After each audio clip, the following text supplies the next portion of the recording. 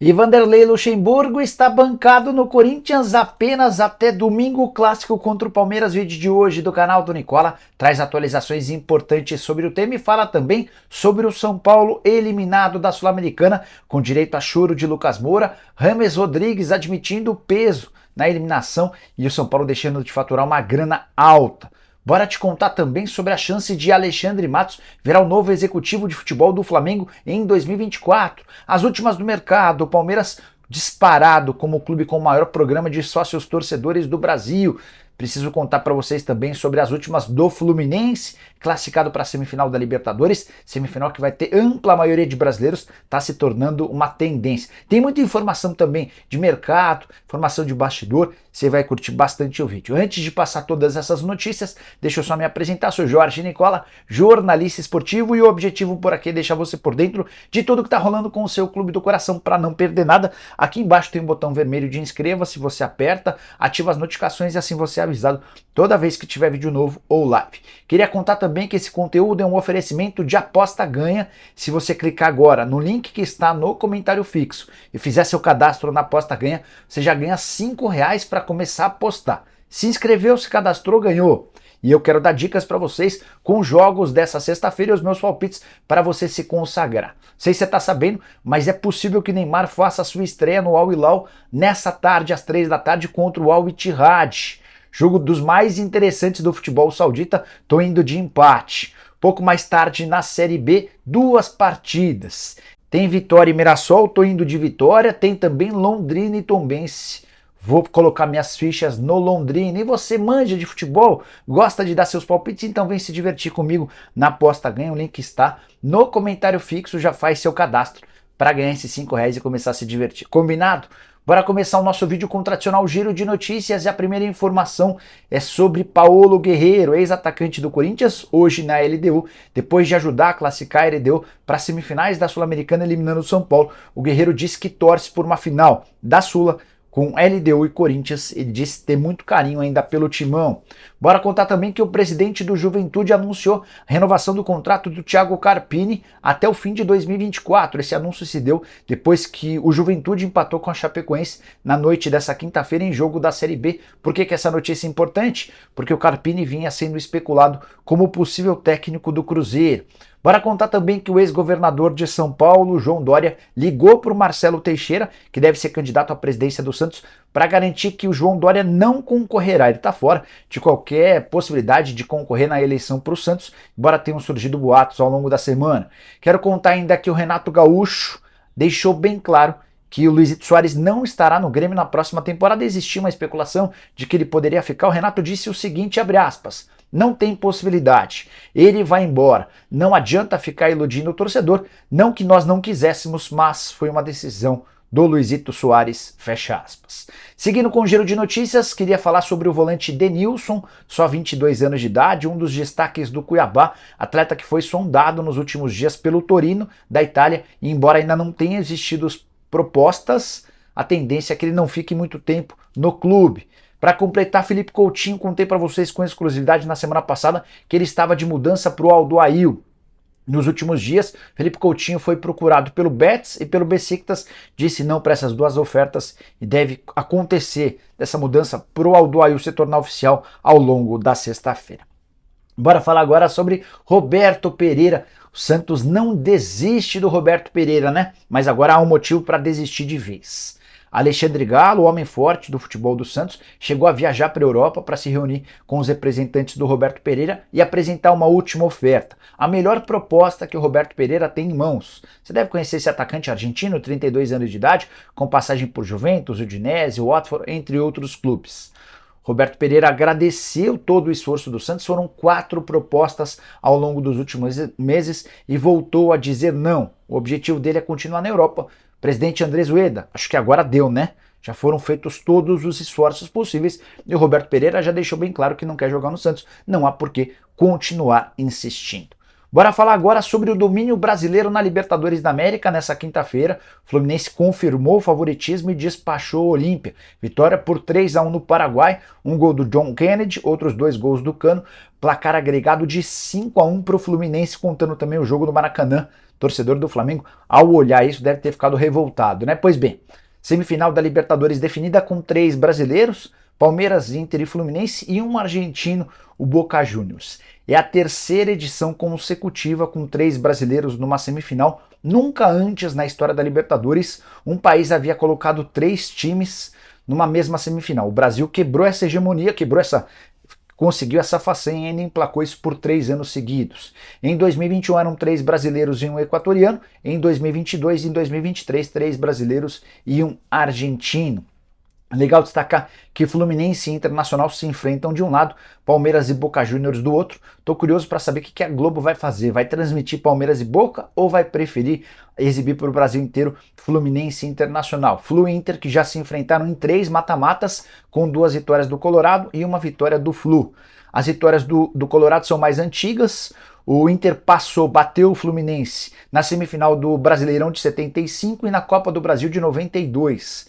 Já o Fluminense bateu o Internacional no mais recente confronto entre eles, oitava de final da Libertadores de 2012. Você tem palpite? Vai dar o time cascudo do Inter ou vai dar o time técnico do Fluminense? Use o espaço para comentários e deixe sua opinião, beleza?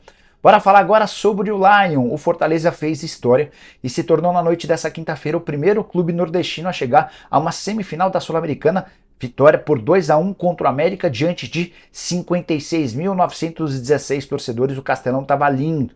Durante a execução do hino nacional ainda fizeram um grande mosaico com o escudo do Fortaleza, as cores do clube, coisa espetacular. Receita de R$1.100.000. Fortaleza venceu por 2-1 com gols do Marinho e do Guilherme. Guilherme decisivo nos 2 confrontos contra o Coelho. Placar agregado de 5-2 para o Fortaleza. Fortaleza que tem campanha espetacular na Sul-Americana. São 8 vitórias, 1 empate e 1 derrota. Aproveitamento de 83% dos pontos. 24 gols pró, 8 gols contra. Confronto do Fortaleza na semifinal contra o Corinthians. Primeira partida na Neoquímica Arena. O Fortaleza decide dentro de casa. Bora falar agora sobre o Palmeiras, que está deitando e rolando quando o assunto é sócio torcedor. Dá para dizer que humilha os adversários, embora levantamento que eu vou te apresentar a partir de agora, feito pela Rádio Itatiaia, leve em consideração sócios adimplentes e também sócios inadimplentes. O tema é sócio torcedor e o Palmeiras lidera o ranking de clubes no Brasil com 185 mil sócios torcedores. Repito, essa conta de 185 mil do Palmeiras tem quem paga em dia e quem também está com algumas parcelas em atraso. 65 mil sócios torcedores depois, aparece o Internacional em segundo com 120 mil. Corinthians é o terceiro com 116 mil. É importante fazer uma ressalva de que essa atualização do Corinthians se deu em julho, enquanto a dos demais é recente, do dia 30 de agosto. O Grêmio é o quarto com 114 mil, o Flamengo é o quinto com 103 mil, o Atlético Mineiro é o sexto com 85 mil. Atlético Mineiro 85, sétimo Fluminense com 66 mil, o Botafogo é o oitavo com 61 mil, São Paulo subiu para a 9ª colocação com 60 mil sócios torcedores, o Vasco é o 10º com 56 mil. Na sequência, Cruzeiro, Bahia, Fortaleza, Atlético Paranaense, Curitiba, Ceará, Santos, Náutico, Vitória e Sport nessa ordem. Você acha importante ser sócio torcedor do seu time? Você é sócio torcedor do seu time? Use o espaço para comentário. Eu quero que você se apresente e diga se em algum momento já foi sócio do clube, beleza? Bora de informação envolvendo o Flamengo. Alexandre Matos como diretor executivo de futebol do Fla em 2024.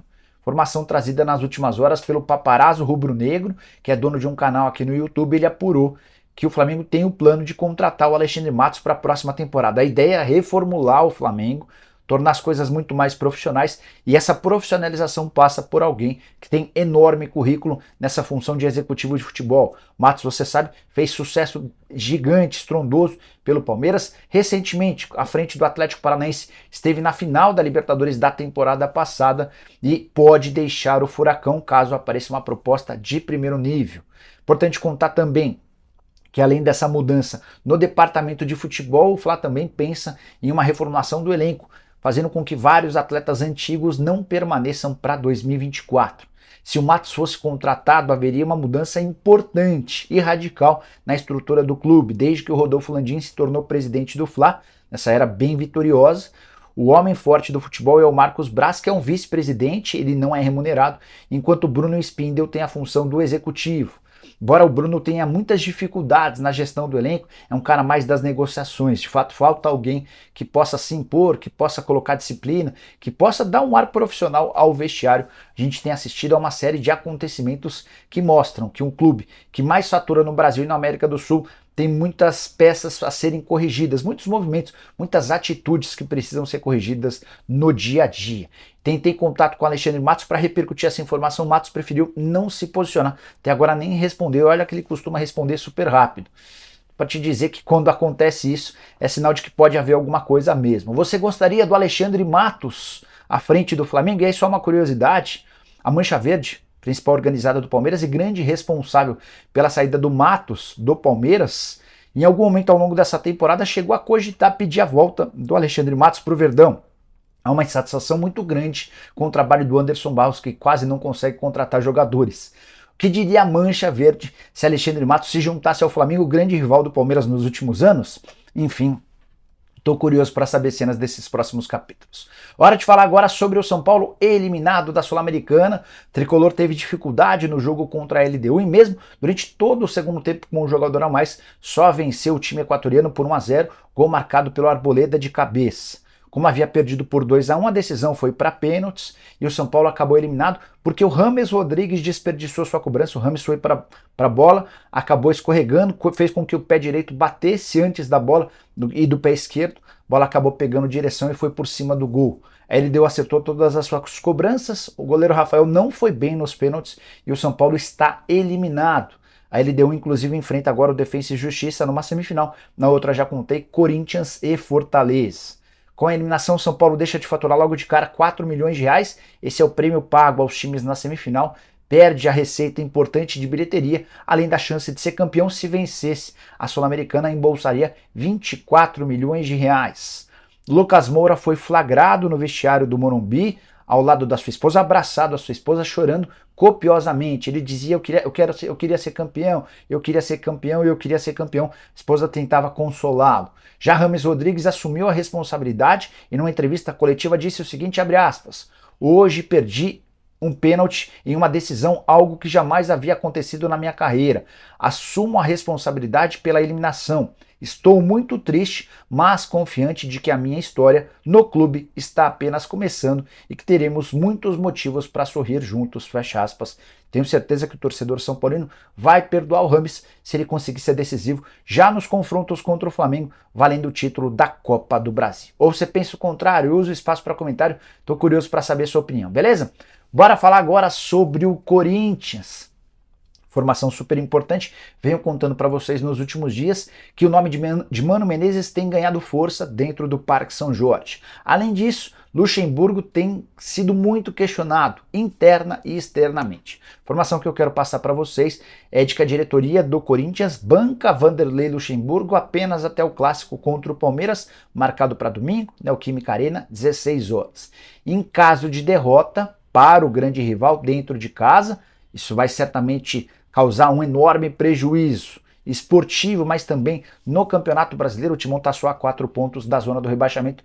Pode haver a demissão de Vanderlei Luxemburgo. E existem alguns motivos que explicam essa possibilidade. Primeiro deles, boa parte do elenco perdeu a confiança no Luxa, por entender que o Vanderlei Luxemburgo não é capaz de preparar o time bem para as principais partidas. Isso foi muito claro, especialmente nos jogos contra o São Paulo, eliminação na Copa do Brasil e contra o Estudiantes. Na última terça-feira, o Corinthians foi amassado pelo rival.